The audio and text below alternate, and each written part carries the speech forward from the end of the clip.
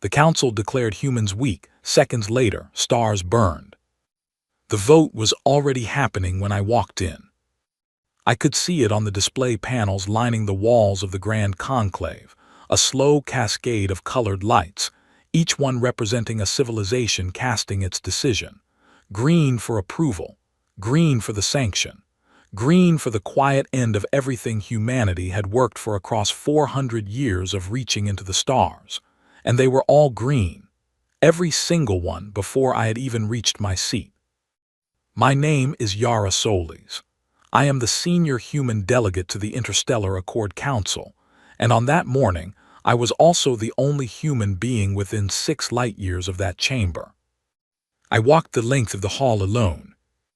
That was the part that seemed to confuse them the most. Every other delegation that morning had arrived with ceremony, honor guards in formation, advisors in layered robes, creatures that served as living symbols of power just by standing still. The Volkai High Arbiter had entered in a procession of 40. The Drevani bloc had sent 3 warships to orbit the station as a visual statement. Even the Sulhari, who were technically a pacifist culture, had arrived with armed escorts and a broadcast drone to record every moment. I had arrived on a transport the size of a city bus, carrying 1 bag and 1 aide named Colin Marsh, who was 26 years old and currently standing at the back of the chamber looking like he very much wanted to be somewhere else. I did not blame him. The Grand Conclave was enormous, a spherical chamber carved into the heart of the Accord's orbital station, with seating arranged in concentric rings that descended toward a central floor. The ceiling was open to space through a transparent dome, and above us, the stars were very bright and very still. 4,000 species were watching this session through the QuantumCast network. Estimates said the real-time audience was somewhere in the range of 900 billion individuals. I took my seat at the human observer position, a single chair at the far edge of the floor-level ring, positioned, I had always noticed, slightly lower than every other delegation seat. Not by much, just enough that you had to look up at everyone else. Someone had designed that on purpose, a long time ago, and no one had ever corrected it. The High Arbiter, Vethon of the Volkai, was already speaking. Vethon was ancient by any standard, a crystalline entity whose body had been growing and refracting light for over 6,000 years. When Volkai spoke, they did not use sound in the traditional sense. Their communication was a combination of structured light pulses and low-frequency vibration that the chamber's translation matrix converted into something resembling a voice.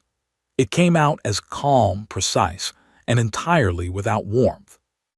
"The assessment has been completed," Vethon said. "The Council's evaluation of the species designated as Homo sapiens human has reached its formal conclusion. The findings will now be entered into the record." A display panel near the ceiling activated, projecting the summary document that I had already read 3 times on the transport. I had read it enough times that I could have recited it from memory. It did not make it easier to hear spoken aloud. Biological profile, significantly suboptimal, average lifespan of less than 100 standard cycles, immune to fewer than 40% of cataloged environmental hazards without artificial intervention. No natural armor, no natural weaponry, limited sensory range. Rated as one of the most physically vulnerable sapient species in current Accord records. Someone in the upper rings made a sound. The translation matrix rendered it as noted agreement. I kept my face still. Technological profile, developing. Human civilization has achieved faster-than-light travel and energy projection capabilities within the last 200 cycles. However, total fleet capacity remains below Tier 3 classification. Weapons systems are unsophisticated by current standards. Infrastructure is fragile and heavily dependent on centralized nodes, rated as a low strategic concern. Psychological and behavioral profile. Vethon paused here, which was unusual. When a Volkai paused, it meant they were constructing a careful sentence. Human decision-making is heavily influenced by emotional states, Behavioral modeling indicates high variance and low predictability. Internal conflict between human political entities remains frequent. The species has demonstrated an historical pattern of significant self-destructive activity. The Council's behavioral analysts have concluded that this instability, while notable, does not elevate the species' threat potential. Unpredictability in a weak entity remains weakness. The chamber was not silent. It was filled with the specific kind of sound that happens when thousands of beings decide not to suppress their reaction. Clicks, harmonics, pressure waves, color shifts. The translation matrix, working hard, rendered the general tone as amusement. I sat with my hands folded on the table in front of me. Vethan continued. Based on these findings, the Council has determined that the species Homo sapiens does not meet the requirements for full Accord membership. Furthermore, the Council has determined that human expansion into unratified star systems represents a violation of Accord territorial protocols. The proposed sanction decree will revoke humanity's observer status and authorize any Accord member civilization to administer the affected systems directly. The vote display on the wall was already showing the result. It had been showing it since before I sat down. 312 civilizations, 312 green lights. Vethan looked at me. The human delegate may offer final remarks. The Council will allow 90 seconds. 90 seconds, not the standard 15 minutes granted to any full member in dispute. 90 seconds, which was roughly the time it took to read a formal objection and sit down. I had been given the kind of time you give someone when you have already decided the answer, and you are offering the gesture of listening as a courtesy. I looked around the chamber. I looked at the dome above and the stars beyond it. I looked at Colin at the back of the room, who gave me a very small, very human nod. I stood up. "Thank you," I said. My voice was steady. "I want to be honest with you. I came here hoping you were smarter than this." The chamber went very quiet. I read the assessment. Your analysts are thorough. They measured everything they knew to measure, and they measured it well. Our lifespan, our biology, our declared fleet capacity, our political instability. All of it accurate. All of it in isolation, exactly as weak as you have concluded. I let that sit for a moment. You measured the outside of us and you called it the whole of us. And that is the only mistake you have made, but it is a significant one. Vethan's light patterns shifted in a way the matrix translated, as the time limit will be enforced. "I am not asking you to change your vote," I said. "I am asking you to remember this moment, because in a very short time you are going to want to understand how you arrived here." I sat down. I folded my hands again. The vote finalized. The green lights did not change. 90 seconds. I had used 64 of them.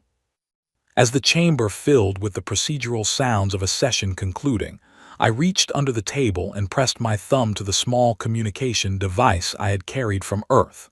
One signal, prearranged. 3 words in response that appeared on the tiny screen where only I could read them. "Standing by, Commander." I looked up at the stars through the dome. They looked back, indifferent and enormous and very, very old. I thought about all the things those stars had watched humanity survive. Then I thought about what humanity had been quietly building in the dark places between them. I closed my eyes for exactly 3 seconds. Then I opened them and stood up and walked back out of the chamber alone, the way I had come in. Colin fell into step beside me in the corridor. He said nothing for almost a full minute. That was one of the things I had always liked about him. "What happens now?" he finally asked. "Now," I said, "we find out if we were right to be patient." He glanced at me. "Were we?" I did not answer him immediately. I thought about the 200 years of silence, the programs that had no official names, the scientists and engineers who had chosen to disappear from all records and go somewhere very dark and very cold and very far away and work. Ask me in about 48 hours, I said. We reached the docking bay. The transport was already warming its engines. Beyond the station's hull, in the deep black between the stars, something enormous was beginning to move. It had been waiting a very long time. The stars did not look different from inside the ship. They never did. That was the strange thing about deep space. It looked the same whether you were safe or whether you were sitting at the center of the most dangerous moment in human history. The light came from the same distances, crossed the same silence, and arrived at your eyes without any sense of urgency. I recorded my first log entry 4 hours after leaving the Accord station, when the QuantumCast signal confirmed the sanction decree had been formally filed and distributed to all 312 member civilizations. Personal log, Commander Yara Solis, recording for archive, timestamp attached. I want to set the record straight on a few things before whatever happens next actually happens. The ship was called the Margin of Error. I had named her myself 12 years ago when I was first assigned as delegate. People had asked me why that name. I had always told them it was because every mission had one. The real reason was different. The real reason was that the margin of error was the gap between what people expected and what was actually true. I had always thought that gap was where humanity lived. Colin was in the forward cabin, running communication checks. I was in the small personal space at the rear, sitting on a cot with a recording device in my hand, and the stars sliding slowly past the porthole beside me. I thought about where to begin. I decided to begin with the thing nobody on that council had thought to ask. Here is what the Accord never understood about us, I said. They looked at our lifespan and called it a weakness. 80, 90, 100 years and then gone. Gone so fast in galactic terms that we barely register as a footnote in the life of a star. The Volkai who read our assessment today has been alive longer than our entire recorded history. From his perspective, we flicker. We appear, we make noise, we vanish. I paused.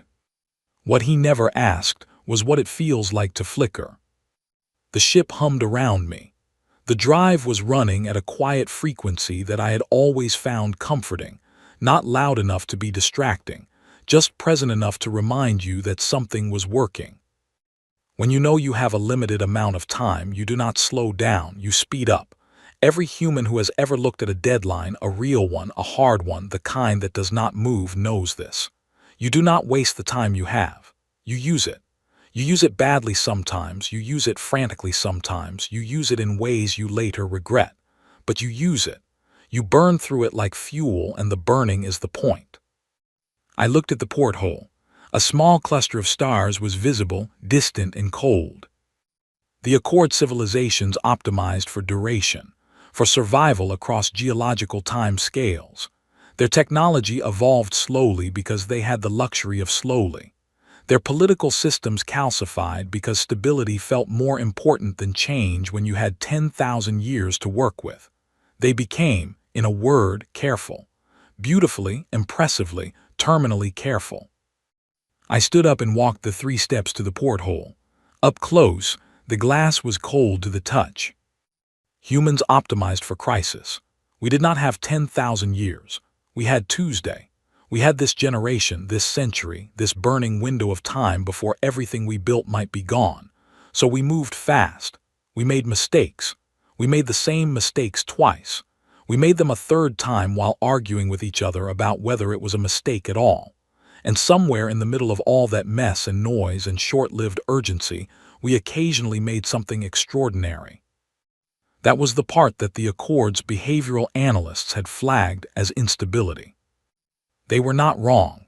They had simply not understood what the instability produced. I returned to the cot and sat down.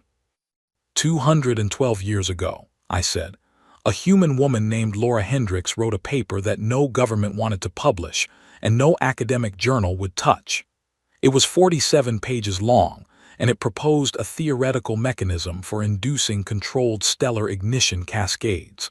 The math was sound. The energy requirements were not achievable with any technology that existed at the time. Every reviewer who read it said the same thing: interesting concept, completely impractical, file it under theory and move on. I smiled at the memory of reading that paper for the first time. Laura Hendricks filed it herself, in a drawer, and then she went back to work. She spent the next 30 years building toward those energy requirements piece by piece, not because any institution was funding her, not because she expected to finish in her lifetime, but because she had looked at the math and decided the math was worth finishing. She died at age 81 with the project 60% complete. The porthole showed nothing but dark and stars. Her daughter Nina Hendricks continued the work. Nina had grown up watching her mother choose equations over evenings, watching her choose the long project over the comfortable one, watching her choose to believe that what she was building mattered even though she would never live to see it used. Nina made the same choice. Different field, same commitment. She focused on the energy delivery architecture, the part that would actually allow a cascade trigger to reach a stellar body from operational distance. I let a beat of silence into the recording. Nina's son, a man named George Hendricks who went by just George and worked in astrophysical engineering, completed the theoretical framework. He was 44 when he finished. He presented it to Earth Command in a meeting that lasted 2 hours, at the end of which a general named Sandra Ackafer looked at the document for a very long time and then said, and I'm quoting because I read the transcript, "Does anyone outside this room know you have this?" I let out a slow breath. The answer was no, and that was the moment when something shifted, because Sandra Ackafer was not afraid of the technology. She was afraid of what would happen to humanity if the wrong people found out about it before humanity was ready. She was afraid of the vote that had not happened yet, a vote that everyone with any political sense could see coming for decades, the vote where the rest of the galaxy decided what to do with us. A soft chime sounded in the cabin. Colin's voice came through the speaker. "We are 40 minutes from the Vale Corridor, Commander. The fleet is holding position and confirms green status across all vessels." "Understood," I said. "I will be there in a few minutes." I looked back at the recording device. 914 ships, I said quietly. Built over the course of 60 years, in the dark spaces between star systems where no Accord survey drone had ever been sent. Crewed by volunteers who signed a document that removed their names from all public records, not erased, just filed somewhere very deep and very quiet. They became, officially, statistical anomalies. People the population models accounted for but could not locate. No one looked too hard, because no one in the Accord thought there was anything worth looking for. I stood up. The Accord measured our declared fleet. 1,400 registered vessels, mostly transport and survey class, with a modest number of defensive warships. Enough to protect our colonies against minor threats, not nearly enough to concern a Tier 1 civilization. That number was accurate. We had not lied. We had simply not mentioned the other part. I walked toward the door. The other part was never about a fight. I want to be very clear about that. It was never meant to be a weapon in the conventional sense. It was meant to be what all the most important tools are, a reason to reconsider. The kind of argument that does not need to be loud, because the evidence speaks in a language that every civilization, no matter how old or powerful or certain of its own judgment, has always understood. I stopped at the door. It is the language of consequences. I opened the door and walked forward to join Colin on the bridge. Through the forward screen, I could see the Vale Corridor ahead, a stretch of space that looked completely empty, completely unremarkable, and was neither. The communication board showed a single incoming signal, Earth Command, 4 words this time. Green light all stations. I read it twice. Then I set it down and looked at the stars ahead of us and thought about 3 generations of people named Hendricks who had spent their lives on something they believed mattered. I thought they would have been glad to know they were right. "Colin," I said. "Yes, Commander." "Open a channel to the fleet." He opened it. I took a breath, not for drama. Just because some moments deserve a breath before you speak into them. This is Commander Yara Solis to all unspoken fleet personnel. The sanctioned decree has been passed. Our observer status has been revoked.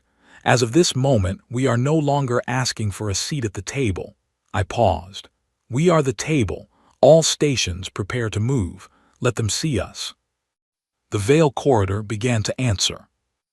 Admiral Thesivane had commanded the Accord Combined Fleet for 30 years, and he had never once felt uncertain about the outcome of an engagement before it began. He felt it now. His flagship, the Drevani carrier Immovable Will, sat at the head of a formation of 340 warships. Behind them, the colony world of Chaos Landing hung in orbit like a blue and green invitation. Human settled for 80 years. Population of 2.3 million. According to the sanctioned decree, it was now under Accord administrative authority.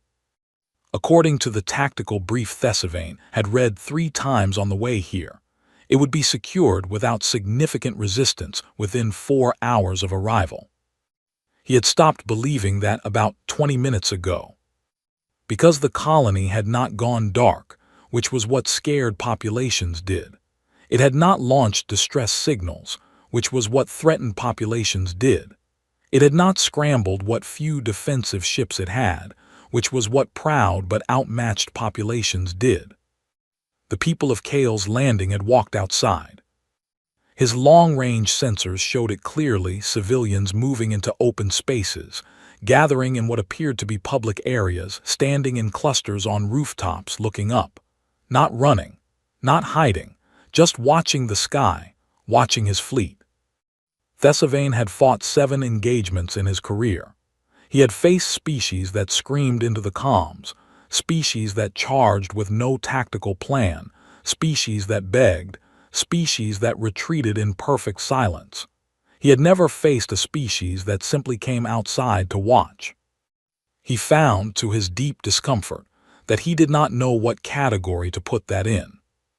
His tactical officer, a young Drevani named Heron, spoke without turning from his station. Admiral, I am reading something in the outer belt of this system. Significant mass signature, just emerged from low-energy profile. Thesivane moved to the sensor console. What he saw there made his secondary heart skip a beat, which was something his secondary heart had not done in 15 years.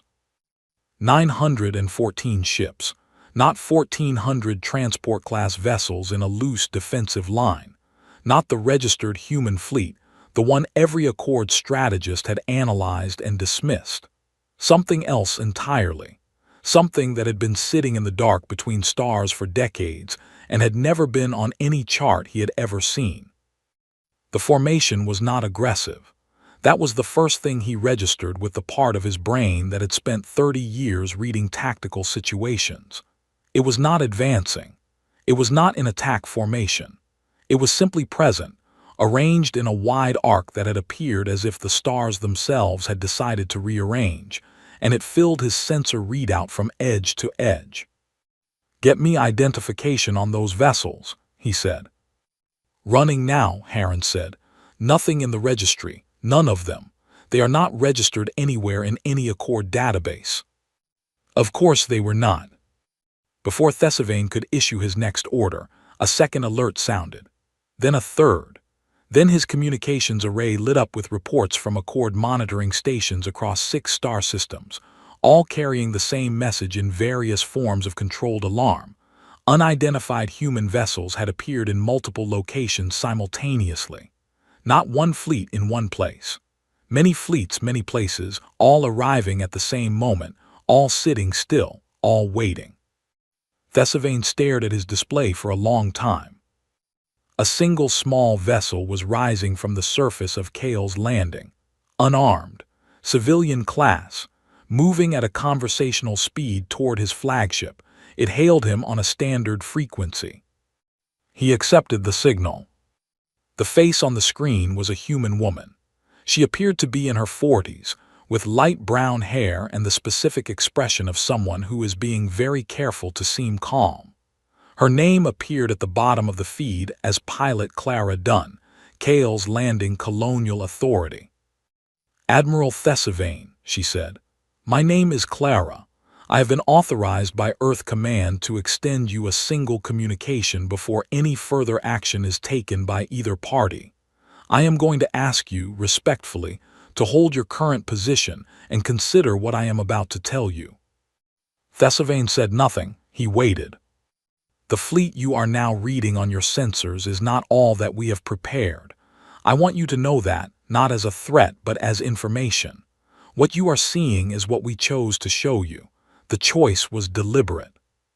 She glanced off screen for a fraction of a second, then back. "I'm also going to ask you to watch the outer system for a moment.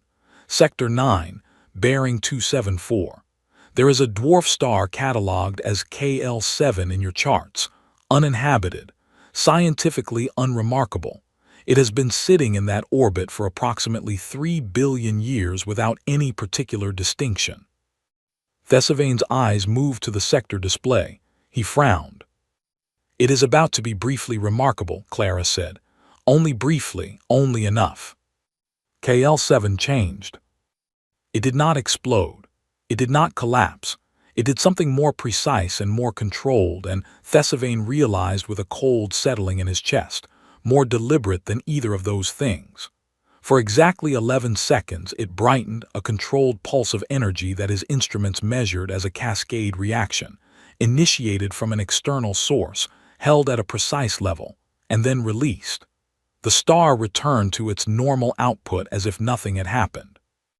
Except that it had happened, and Thessavane had seen it, and his instruments had recorded the origin point of the trigger, a remote relay somewhere in the outer dark, impossible to locate, impossible to interdict. Harren turned from his console. He was very young and he was trying very hard to look professional, and he was not quite managing it. "Admiral," he said, "the cascade that just occurred in KL7, the physics package is consistent with a mechanism that, if not precisely controlled, would have." "I understand what it would have done," Thessavane said. He stared at the star, still burning, steady now, patient. Clara's voice came through the speaker again, very quiet. "We did not come to this moment wanting to demonstrate that. We came here wanting none of this to be necessary. What you do in the next few minutes is going to decide what the next century looks like, Admiral, not just for your fleet, for the Accord." Thessavane looked at his tactical board. He looked at the 914 vessels sitting in silent arc formation around Kale's Landing. He looked at the reports from 6 other star systems, each showing the same pattern. He looked at the star KL7, burning its steady ancient light. He thought about the council session he had watched on broadcast. He thought about the human delegate walking in alone. He thought about the 90 seconds. He reached forward and manually switched his formation to holding status. "This is Admiral Thessavane to all fleet vessels," he said very steadily. "All units hold current position. No offensive action. Await further instruction." He looked at Clara's face on the screen. "I need to contact the High Arbiter," he said. Clara nodded. "I thought you might." She paused, and something crossed her face that Thessavane's translator could not quite categorize. It was not triumph. It was closer to grief. "I'm going to tell you something off the record, Admiral," one officer to another. "Nobody in Earth Command wanted this day to come this way. We wanted to be part of the Accord. We applied twice formally with full documentation and were told that we did not meet the threshold. We sat in observer status for 90 years and watched decisions get made about territories we had settled, about resources we had developed, about futures we had built. We were patient. We were very patient." She looked directly into the camera. "Patience has a length. Ours ran out yesterday morning in a chamber in front of 900 billion witnesses. I hope the High Arbiter understands that what happens next depends entirely on whether the Accord can learn something that patience cannot teach, which is that respect, unlike fear, has to be chosen. It cannot be forced and it cannot be demonstrated. It has to be given." She cut the signal. Thesivane sat in his command chair for a long moment. Around him, his crew was very quiet. He opened a channel to the Accord relay network and requested an emergency connection to the Grand Conclave. He was connected in 4 minutes. That was a record.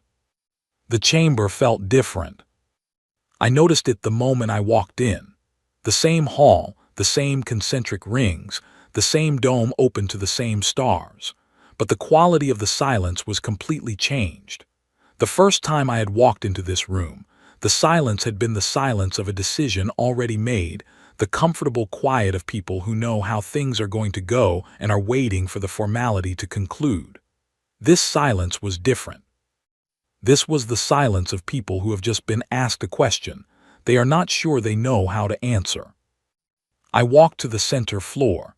I did not sit at the observer position this time. I stood in the middle of the room.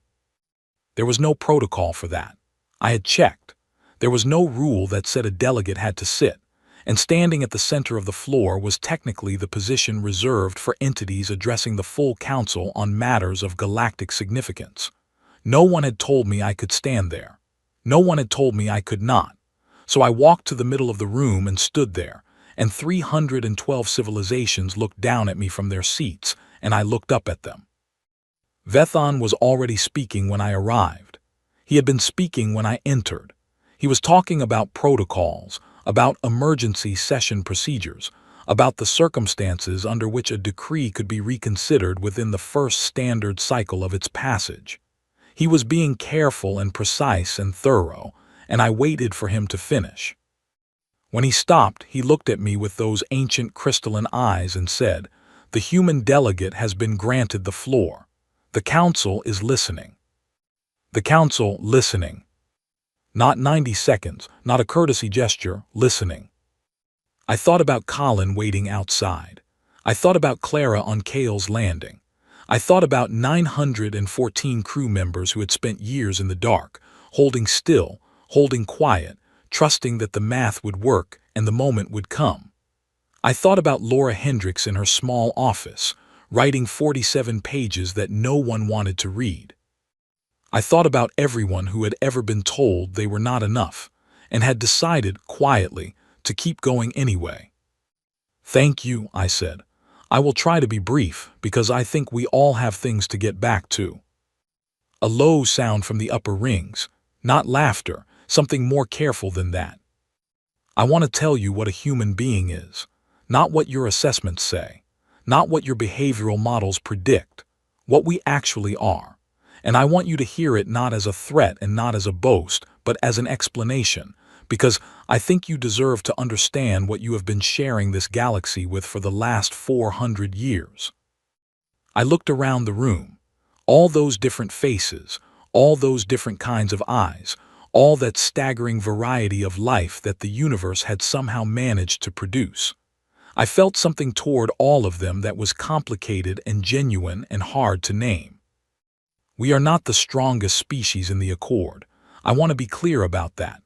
We are not the oldest, not the most technologically advanced, not the longest lived, not the most physically capable.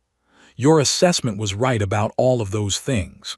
We are fragile and short-lived and inconsistent and very, very loud. I paused.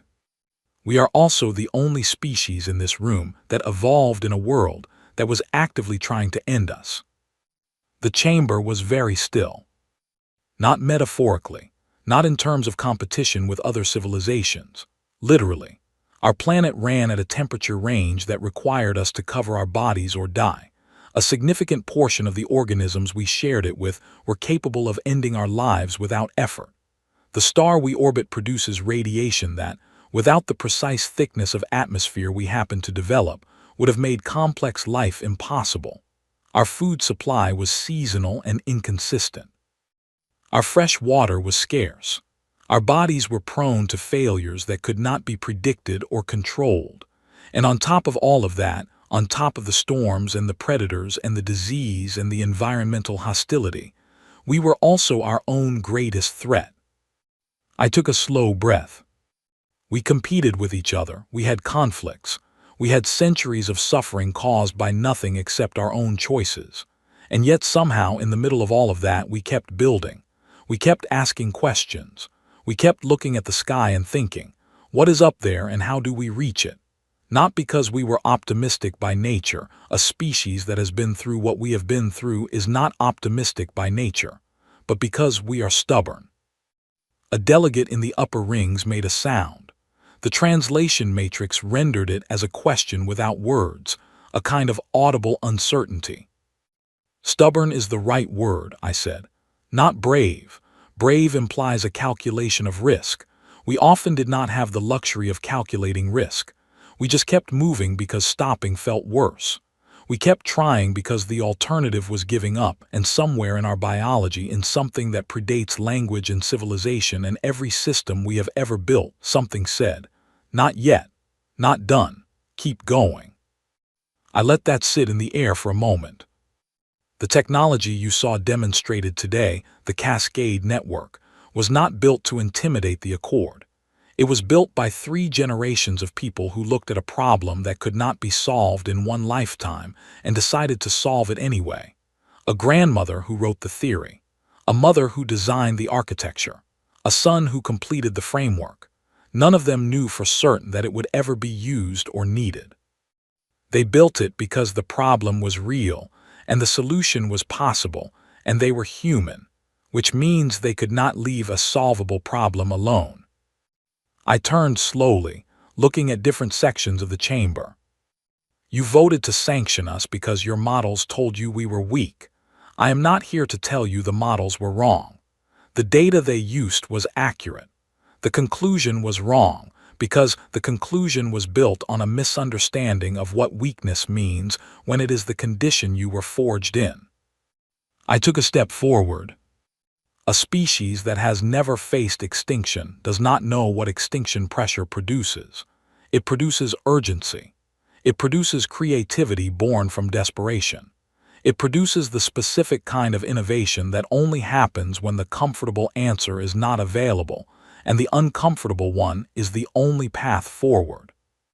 It produces people who will spend 60 years building ships in the dark, on the chance that those ships will one day be needed, because they have looked at history and concluded that the chance is worth taking. Vethon's light pattern shifted. He said, "The human delegate is describing a threat." "No," I said immediately. "I am describing a fact. A threat is a choice. What I am describing is what we are. We did not choose to be forged in crisis. We did not choose the conditions of our evolution. We did not choose to be the species that looks at an impossible timeline and starts building anyway. We are simply that species. We have always been that species."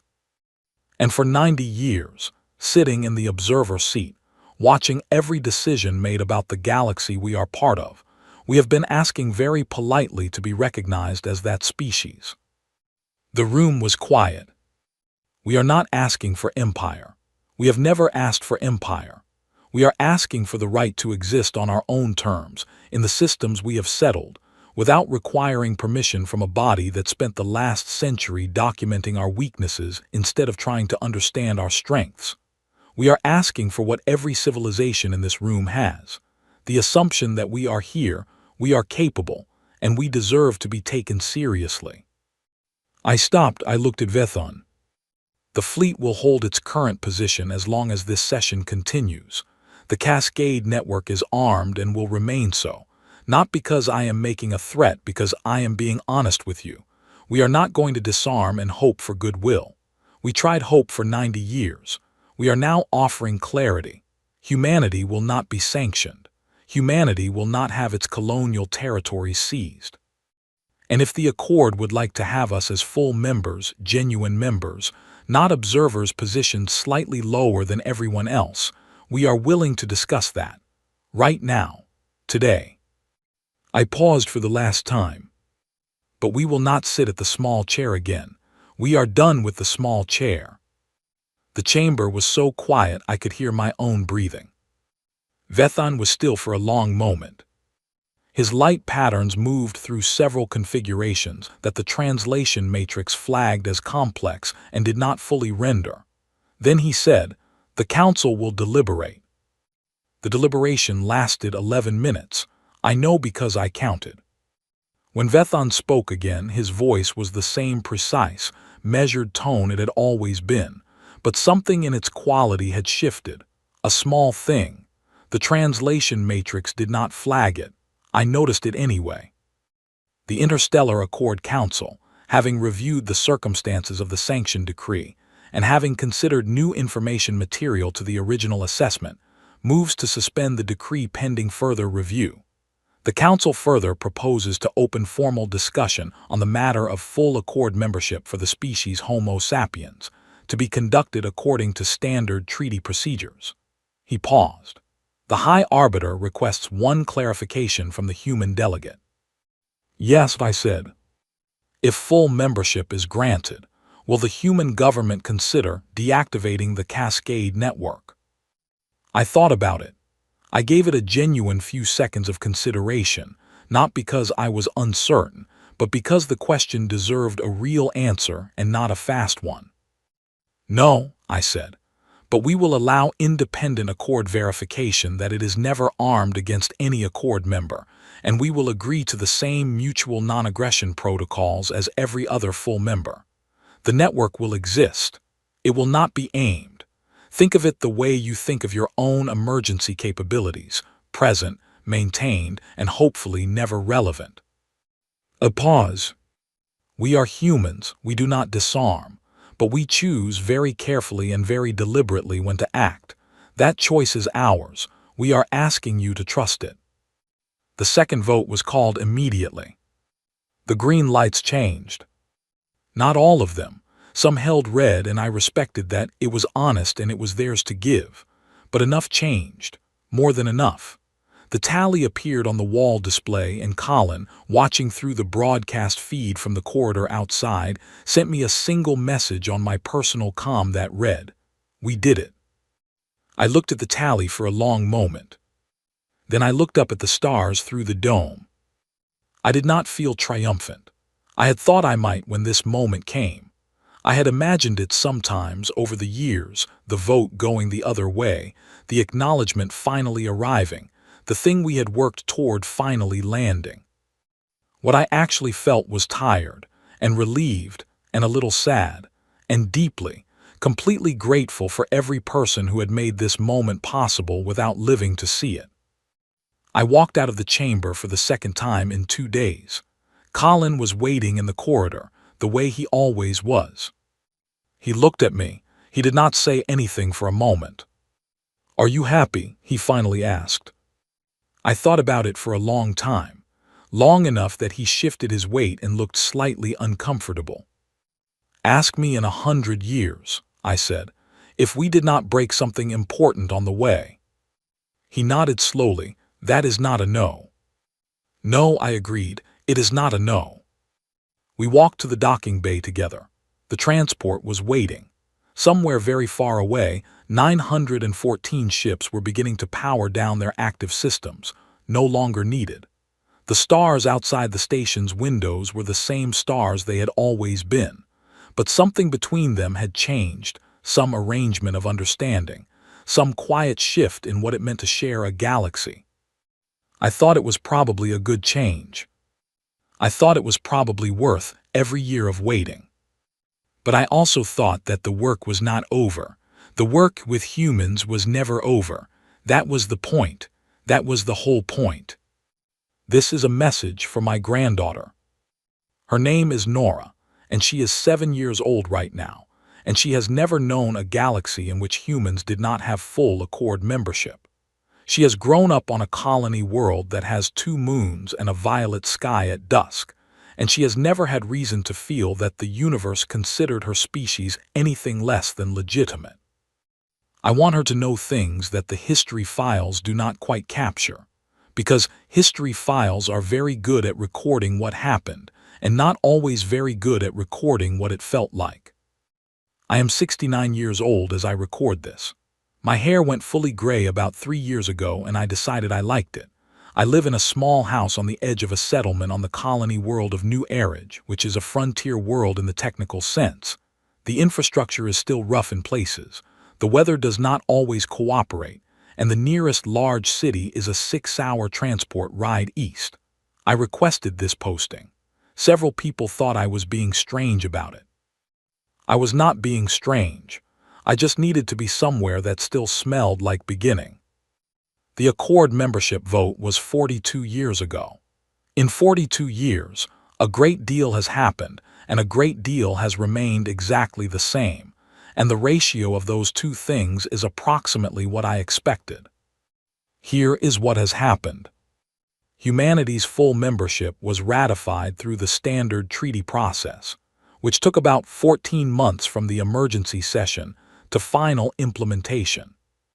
During those 14 months, there were 3 attempted challenges, 2 procedural delays, and 1 remarkable incident in which a Vauxhall Jr. delegate attempted to submit a motion arguing that the demonstration of the Cascade network constituted an act of aggression under Accord law, which was dismissed when it was pointed out that showing something is not the same as using it, and that every civilization in the Accord maintained deterrent capabilities of various kinds, and had never been asked to dismantle them as a condition of membership.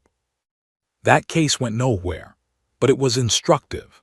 It told me and everyone paying attention that the change in our status was not the same as a change in the underlying dynamic. We had not become beloved overnight.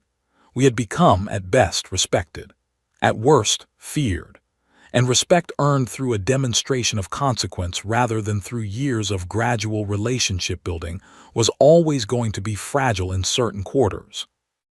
I want Nora to understand that distinction. Respect and love are not the same. Respect can be earned in a moment. Love takes much longer and comes from different places entirely.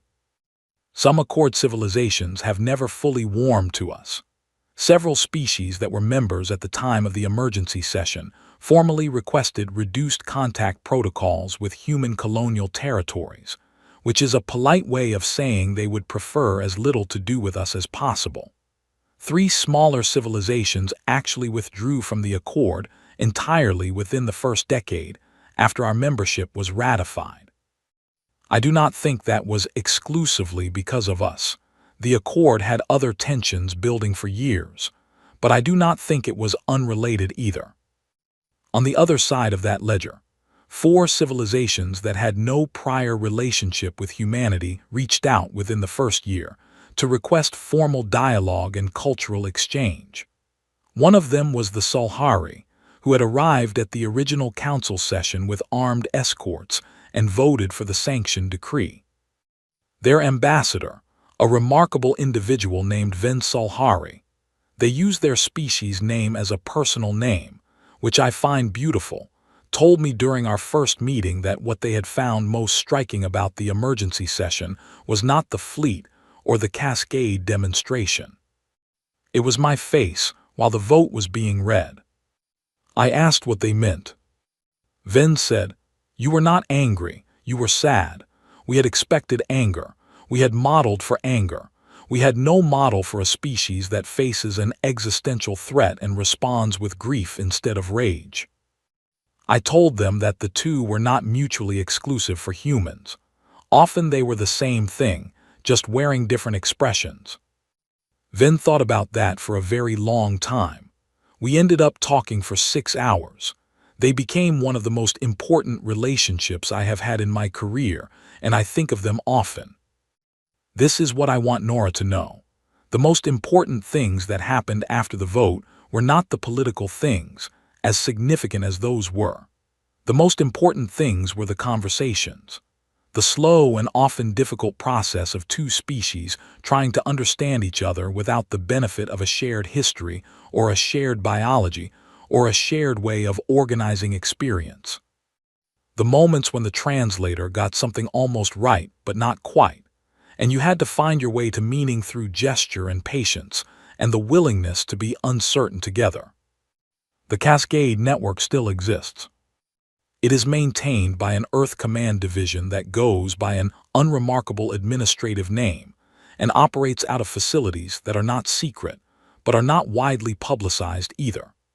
There has been one independent Accord verification, conducted about 20 years after our membership was ratified, which confirmed that the network had not been armed since the day of the emergency session and showed no evidence of preparation for activation. The verification team returned their report without public comment, which I thought was gracious of them. I was asked once, in an interview, whether I ever regretted the way things unfolded, whether I wished we had found a different path to membership, a quieter one, a less dramatic one, a path that had not required standing in the middle of a council chamber and saying things that were permanently on record and would never stop being quoted at us by people trying to make a point. I thought about it honestly before I answered. I said no, I did not regret it. I regretted that it was necessary. Those are very different things. What I regretted, and continue to regret, in the way that is not quite regret but more like a permanent background ache, was the years before, the 90 years of observer status, the 2 formal membership applications that went nowhere, the policy discussions where human perspectives were invited as a formality and then set aside, the incremental and polite accumulation of being told, in various ways, that we were not quite what was needed for the table. We were patient. I still believe patience was right. I still believe that arriving at the emergency session as a civilization that had spent 90 years trying to work within the system, however imperfect, was important. It meant that when we finally said enough, the record showed clearly that we had tried the other way first. We had not been reckless. We had not been aggressive. We had been extraordinarily patient, and when the patience ran out, we were honest about that, and we showed exactly what we had in reserve and asked clearly for what we needed. That sequence matters. I hope Nora understands that sequence matters. Here is what has remained the same. Humans are still short-lived by galactic standards. I am 69, and that is considered elderly in a species whose maximum natural lifespan is around 110. The Volkai individual who read our assessment in that chamber is still alive. He was alive before humans had developed writing. He will likely still be alive when the colony Nora was born on has a population of hundreds of millions and a recorded history of its own. We still make decisions fast. We still move faster than most Accord species are comfortable with. Human colonial expansion has continued, not at the rate that triggered the original crisis, but steadily, consistently, and in ways that other civilizations sometimes find surprising. We tend to look at a difficult environment and think about how to adapt it rather than whether to settle elsewhere. We tend to find problems interesting rather than discouraging. We tend to keep going. These things have not changed because they are not policies. They are not behaviors that can be adjusted through legislation or treaty. They are what we are, the residue of how we were made, by a world that required a particular kind of creature to emerge from it, and that creature was us. I want Nora to know that being that creature is not always easy. There are days when the speed that is our nature works against us, when the urgency that kept us alive for 10,000 years becomes the impatience that breaks something that needed more time, when the creativity born from desperation becomes the recklessness that invents a problem while solving another. We have not stopped making those mistakes. We will not stop making those mistakes. They are the cost of the same engine that gets us to the stars. The question I have spent 40 years thinking about since that council session, is whether we can keep the engine running without losing the things that make the engine worth running for. Because here is the truth that the Accord could not have measured, and that I am not sure we fully understood ourselves, until we were forced to look at it from the outside. We are not powerful because we are fast or inventive or stubborn, though we are all of those things. We are not powerful because we built ships in the dark or solved equations across generations, or stood our ground in a chamber when the vote was already cast.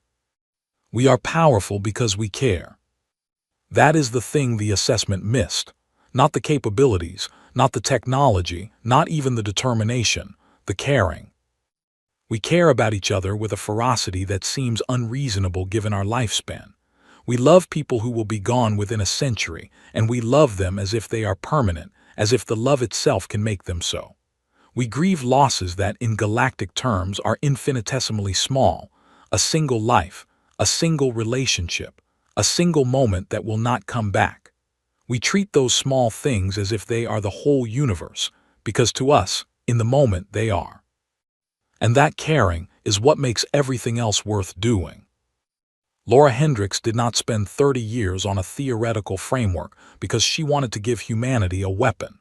She did it because she wanted to give humanity a future, and she cared enough about that future to spend her life on it even though she would not live to see it. Nina did not continue the work out of duty. She continued it because her mother had loved something deeply and had trusted that love enough to pass it on, and Nina had received that love and decided it was worth carrying. George did not finish the framework because he was ambitious. He finished it because he looked at what his grandmother and mother had built and felt something that I do not have a better word for than devotion. He was devoted to the project. He was devoted to the people who had believed in it before him. He was devoted to the idea that what they had believed in was true and worth proving. That chain of devotion across 3 generations, that willingness to care about something larger than a single lifetime, is not a tactical asset. You cannot put it in a threat assessment. You cannot quantify it. You cannot point at it on a display panel and say, "Here is the thing to be cautious about." But it is the most dangerous and the most beautiful thing about us. Nara, you are going to grow up in a galaxy that takes humans seriously. You are going to be taken seriously before you have done anything to earn it, simply because you are human, simply because the people who came before you did the earning for you. That is a gift. It is an extraordinary gift. Please do not waste it on comfort. The worst thing that could happen to us, the outcome I have spent 40 years quietly worrying about, is not another sanctioned decree or another vote or another civilization that decides it would rather not deal with us. The worst thing that could happen to us is safety, not the safety of being protected, which is good and necessary and worth fighting for. The safety of being so established, so accepted, so comfortable in our position in the accord that we stop moving. Because if we stop moving, we stop being what we are. The universe is enormous. We have touched a very small part of it. There are systems no ship has visited, phenomena no instrument has measured, forms of life that have never heard the sound of a human voice or seen the particular light that comes through the atmosphere of a world where people are alive and building and asking questions. There is so much still to know, and you will be alive at a time when the knowing is possible in ways it has never been before. Do not let that possibility sit. Do not let it become theoretical. Do not look at the size of what remains and decide it is someone else's project. It is yours. It was always yours. It is ours. We are not the strongest. We are not the oldest. We are not the most beautiful or the most rational or the most stable species in a galaxy full of extraordinary life. We are the most stubborn and the most urgent and the most in love with the impossible, and those things together make us exactly what we need to be. The Council declared us weak. They were right about everything they could measure. They were not right about everything. Stay hungry, Nora. Stay a little scared, not enough to stop you, just enough to keep you honest about what matters. Look at the sky and mean it when you look. Ask the questions that feel too large to answer and then spend your life on the answers anyway. Love people who will not last as long as you want them to. Build things you will not finish. Pass them on. Stay human. The universe is watching. It has not yet decided what we are capable of. I think we should keep surprising it. With love, and with everything I have learned in 69 years of stubborn, ungraceful, very human trying. Yara Solis. Colony World New Erage. Year 42 of full Accord membership.